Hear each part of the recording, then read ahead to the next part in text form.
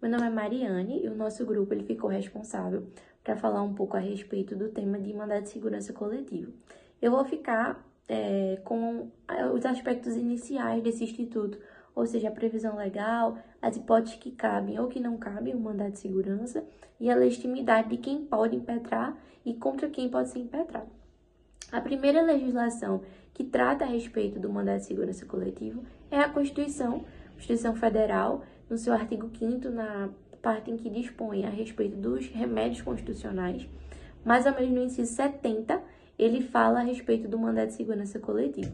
Só que ele não traz uma definição propriamente dita, ele traz, né, nesse inciso a legitimidade ativa, ou seja, ele já vem dizendo quem pode impetrar esse mandado de segurança, que no caso são os partidos políticos, que eles tenham representação no Congresso Nacional, e as organizações sindicais, as entidades de classe ou as associações. Mas, para isso, elas precisam estar legalmente constituídas e em funcionamento há pelo menos um ano, e defendendo os interesses tanto dos associados quanto dos membros, enfim. E tem a legislação específica do mandado de segurança, que ela trata única e exclusivamente do tema, que é a Lei 12.016, foi promulgada no ano de 2009. Então, ela traz mais detalhes, ela traz um conceito maior a respeito. E teve um artigo que chamou a atenção, que eu trouxe, que é o artigo 21, que ele corrobora o texto de lei da Constituição Federal. É de se esperar, porque essas legislações infraconstitucionais, elas precisam respeitar a Constituição, mas é basicamente o mesmo texto, ele dispõe do que está no inciso 70 do artigo 5º. Importante ressaltar que muito se escuta falar a respeito do mandado de segurança, e a finalidade dele é sempre muito difundida, que ele vem para proteger um direito líquido e certo. O artigo 1º da lei específica, ele traz algo mais denso. Então, ele diz que o mandado de segurança ele vem para proteger um direito subjetivo, líquido e certo, que foi violado ou que está na sua iminência de violação. Então, se está na iminência da violação desse direito líquido e certo, pode impetrar o mandado de segurança, porque ele pode ser tanto preventivo quanto repressivo. E aí, muito se fala a respeito disso, e às vezes esse conceito ele fica um pouco vago. Esse conceito de fato líquido e certo é aquele que você já tem as provas pré-constituídas, então você chega mostrando o fato, ou seja, o direito que foi violado, as provas daquele fato que você está expondo, e não vai precisar de uma dilação probatória, tanto que o mandado de segurança não tem essa dilação probatória, então não tem provas produzidas no decorrer do processo, porque é algo que já está pré-constituído. Se é um direito líquido e certo, então é algo que você já sabe que foi violado, porque foi violado. Então, a regra estabelecida é essa, que o mandado de segurança ele vai ser utilizado contra algum ato ilegal, né, ou a sua ameaça, né, protegendo esses direitos subjetivos praticados por uma autoridade pública ou uma pessoa equiparada a essa autoridade pública. Então, essa é a legitimidade passiva, né? A gente já começa a entender que a legitimidade passiva está relacionada às autoridades públicas e suas equiparações. Mas o mandado de segurança ele também pode ser utilizado contra algum ato de omissão ilegal. Mas vale ressaltar que, caso essa violação ela esteja relacionada à liberdade de locomoção ou algum acesso, retificação de informações na pessoa do impetrante, não cabe mandado de segurança.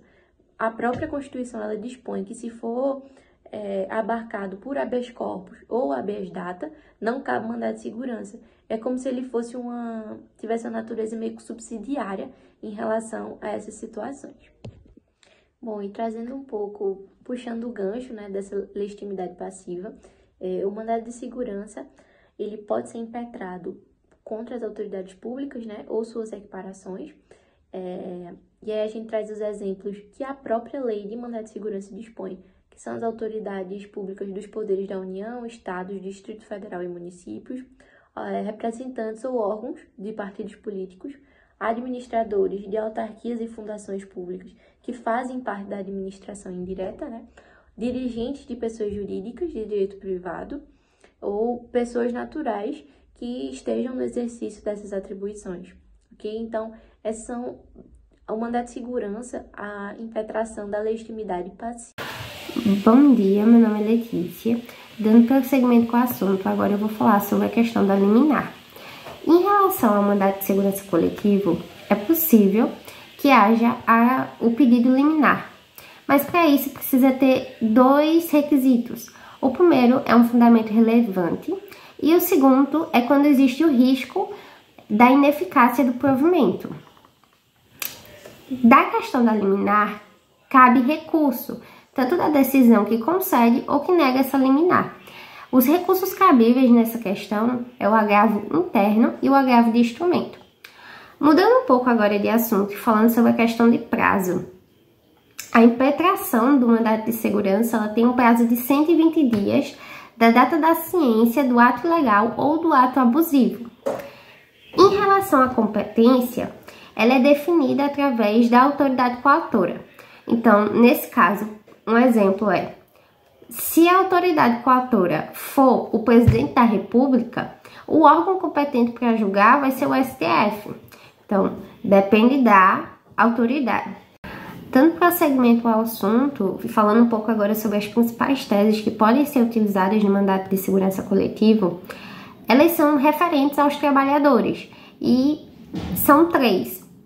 A primeira é que o trabalhador tem direito à livre manifestação do pensamento, à reunião pacífica e à liberdade de expressão. Então, as principais teses são essas, entre outras. Oi, professor, tudo bem? Para finalizar o nosso tema de mandato de segurança, eu vim falar sobre dois tópicos que são extremamente importantes, que é a questão dos pedidos e a questão da possibilidade ou não de impetrar alguns recursos. E aí, sobre os pedidos, é importante a gente mencionar o primeiro deles, que é o pedido de benefício da justiça gratuita, que é pedido em qualquer processo, ainda que em algumas situações visivelmente se entenda de que não é necessário, porque a pessoa tem condições, a gente sempre pede, porque às vezes o juiz pode entender que aquela pessoa não tenha condições realmente de arcar com o processo sem que tenha um prejuízo do próprio sustento. Então, a gente pede o benefício da justiça gratuita. Posteriormente, a gente vai pedir a concessão do pleito lá da liminar, porque a gente sabe que o mandado de segurança ela é um tipo de ação que a gente pode sim impetrar o pedido liminar, ou seja, o pedido de tutela de urgência. Então, como assim, posteriormente ao pedido de justiça gratuita, a gente pede que o pleito liminar seja atendido, porque subentende-se que é uma ação onde se tem um perigo de dano, tem-se a probabilidade do direito, e posteriormente, após ela ser demonstrada, é preciso que realmente se tenha lá embaixo essa reiteração desse pedido liminar e do pleito por esse pedido liminar.